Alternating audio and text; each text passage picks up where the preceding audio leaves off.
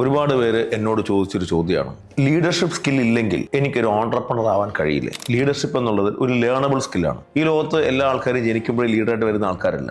ഒരുപാട് ആൾക്കാർ ആദ്യം ഷൈ ആയിരിക്കും, അവർക്ക് ആൾക്കാരോട് ഒന്ന് ഇടപഴകാൻ ഒരു മടിയുണ്ടാവും. ഇതൊക്കെ വളരെ സ്വാഭാവികമാണ്. ലീഡർഷിപ്പ് എന്നത് നമ്മുടെ ആഗ്രഹം കൊണ്ട്, നമ്മുടെ കഴിവ് കൊണ്ട് ആർജിച്ചെടുക്കേണ്ട ഒരു സ്കില്ലാണ്. ലീഡർഷിപ്പ് സ്കിൽ ഇല്ല എന്നൊരു സംശയം ഉണ്ട് എന്നുണ്ടെങ്കിൽ, എന്നിട്ട് നിങ്ങൾക്ക് ഒരു ഓൺട്രപ്രണർ ആവണമെന്ന് ആഗ്രഹം ഉണ്ടെന്നുണ്ടെങ്കിൽ, ഞാൻ ഈ പറയുന്ന കുറച്ച് കാര്യം അതൊന്ന് ചെയ്തു നോക്കിയാൽ മതി. അതിലാദ്യം നിങ്ങൾ ചെയ്യേണ്ടത് സെൽഫായിട്ട് ലീഡർഷിപ്പ് സ്റ്റാർട്ട് ചെയ്യുക എന്നുള്ളതാണ്. നിങ്ങളൊരു കൃത്യമായിട്ട് ടൈം പറഞ്ഞാൽ ആ ടൈം നിങ്ങൾ കൃത്യമായിട്ട് പാലിക്കുന്നെന്ന് ഉറപ്പാക്കുക.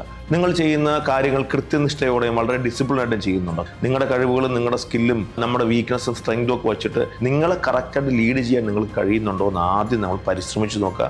ആ ഒരു ശ്രമത്തിൽ നിങ്ങൾ വിജയിക്കുകയാണെന്നുണ്ടെങ്കിൽ നിങ്ങൾ അടുത്ത കാര്യം ഉറപ്പായിട്ടും ചെയ്യണം. Surround yourself with the right people. നിങ്ങളുടെ ആഗ്രഹങ്ങളെ അതിനെ ഫയർ നൽകുന്ന തരത്തിലുള്ള ആൾക്കാരുടെ കൂടെ നിങ്ങൾ കൂടുക. എന്തെങ്കിലും ഒരു ആശയം പറയുമ്പോൾ നിങ്ങൾ ചവിട്ടി താഴ്ത്താൻ ശ്രമിക്കുന്ന ആൾക്കാരോടൊപ്പം അല്ല നിങ്ങൾ ജീവിക്കേണ്ടത്. പകരം നിങ്ങളെ ഒരുപക്ഷെ കൂടുതൽ സപ്പോർട്ട് ചെയ്യാൻ കഴിയുന്ന കുറേ ആൾക്കാരുണ്ടാവും.